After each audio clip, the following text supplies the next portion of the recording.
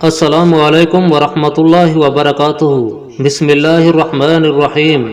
متحدہ عرب امارات سے ایک جماعت 40 دن کے لیے روس میں تبلیغ کی غرض سے گئی تو جس مسجد میں ان کی تشکیل ہوئی بدقسمتی سے اس کا تالا زنگ آلود ہو چکا تھا۔ جماعت کے ساتھیوں نے مسجد کھولی تو ساری مسجد مٹی کا ڈھیر بن چکی تھی۔ انہوں نے پوری مسجد کی صفائی کی۔ نماز کا وقت ہوا۔ اذان کی آواز سن کر ایک بڑھیا تیز قدموں سے چلتی ہوئی مسجد کی دہلیز پر آ کھڑی ہوئی اور حیرت سے جماعت کے ساتھیوں کو تکنے لگی۔ ارد گرد کا معائنہ کرتی رہی۔ ساتھیوں کے دریافت کرنے پر کہا کہ میں یہیں پڑوس میں رہتی ہوں۔ 70 سال ہو گئے ہیں، میں نے کبھی اس مسجد میں کسی کو آتے نہیں دیکھا۔ جیسا آپ کو کرتے دیکھا یہ سب میرے باپ دادا کیا کرتے تھے، لیکن ان کے بعد جوں جوں وقت گزرتا گیا تو سب بدلتا گیا۔ جب تبلیغیوں نے یہ دل سوز باتیں سنی تو رونے لگ گئے کہ ہم نے آنے میں بہت دیر کر دی۔ اگلے دن محلے میں گھروں اور دکانوں پر جا کر کے لوگوں کو جو نہ سمجھی کی وجہ سے مرتد ہو چکے تھے ان کو اسلام کی دعوت دی، پھر سے مسلمان کیا اور مسجدوں میں لائے۔ چند ہی ہفتوں میں پورے محلے میں دین کی لہر آ گئی، جیسا کہ اسلام ان کے لیے ایک نیا مذہب ہو۔ اس کے بعد محلے والوں نے 500 گز کی قالین پر تمام لوگوں کو جمع کیا اور جماعت والوں سے دین کے معاملات سیکھے اور مزید محنت کے لیے لوگوں کو تاکید کی۔ پھر جب ان کے 40 دن پورے ہو گئے تو ان کی رخصتی کے دن اس محلے میں گھمسان کا عالم تھا، جیسے کہ ان کا کوئی خاص عزیز فوت ہو گیا ہو۔ یہ آپ کہاں جا رہے ہیں؟ کیا آپ لوگوں کو دکانیں چاہیے؟ کیا آپ لوگوں کو مکان چاہیے؟ دکان و مکان کا بندوبست ہمارے ذمہ ہے اور ہم اپنی بیٹیوں کے نکاح آپ سے کرنے کے لیے تیار ہیں، بس آپ لوگ ہمارے درمیان رہ کر ہمارے اسلام سے متعلق مزید رہنمائی فرمائیں۔ تو جماعت والوں نے ان کو اپنی ترتیب سے متعلق بتایا، لیکن وہ نہ مانے۔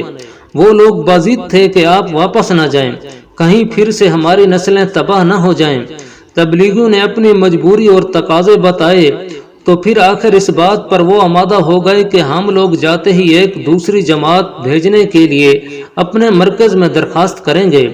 اس طرح سے یہ جماعت اللہ کی راہ سے واپس اپنے گھروں کو لوٹ آئی۔ امریکہ میں تقریباً 52 صوبے ہیں۔ وہاں کے لوگ جب ریمنڈ میں اجتماع پر آئے تو درخواست کی کہ ہمیں ہر صوبے کے لیے الگ سے ایک جماعت چاہیے جو در در پہنچ کر اسلام کی حقانیت سے لوگوں کو مستفید کریں۔ امریکہ میں ایک جماعت گئی۔ اس جماعت کے 2 لوگ ایک بندے کے پاس دین کی غرض سے پہنچے تو اس نے ایک بندے کا گریبان پکڑ کر کہا، میرے امی ابو بغیر کلمہ پڑھے اس دنیا سے چلے گئے ہیں، اس سب کے ذمہ دار تم لوگ ہو۔ تم لوگوں نے دین پہنچانے میں بہت دیر کر دی۔ قیامت کے دن میں تم لوگوں سے اس بات کا حساب لوں گا۔ جب اس آدمی کا غصہ ٹھنڈا ہوا تو اس سے معلوم ہوا کہ کچھ ماہ ہی پہلے وہاں ایک دوسری جماعت آئی تھی جن کی بدولت یہ بندہ اسلام سے متاثر ہو کر حلقہ بگوش اسلام ہوا ہے، اور اس کو دکھ ہے کہ اس کے والدین بہت بڑی نعمت سے شرمندہ ہو کر ہمیشہ کے لیے جہنم کی آگ میں جلیں گے۔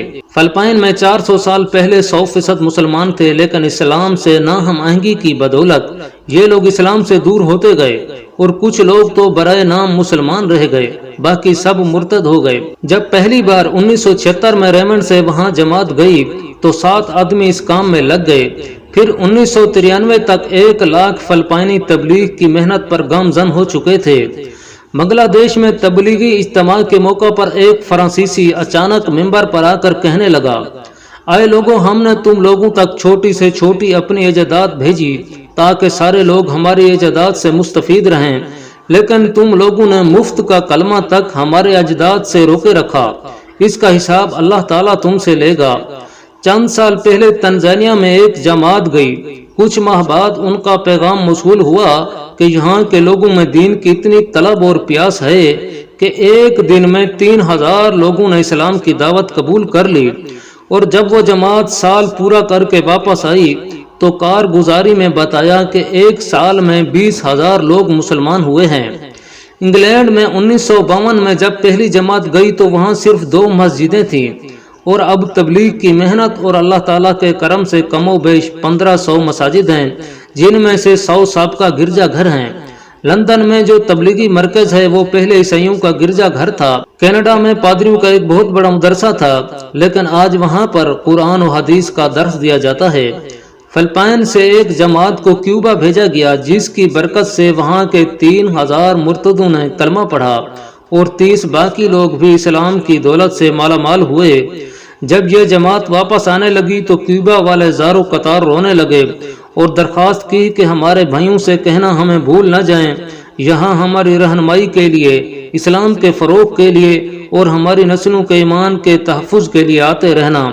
اللہ پاک کمی بیشی معاف فرمائے اور ہمیں اپنے پیارے حبیب حضرت محمد مصطفیٰ صلی اللہ تعالی علیہ وسلم کے طریقے مبارک پر زندگی گزارنے کی توفیق نصیب فرمائے، آمین۔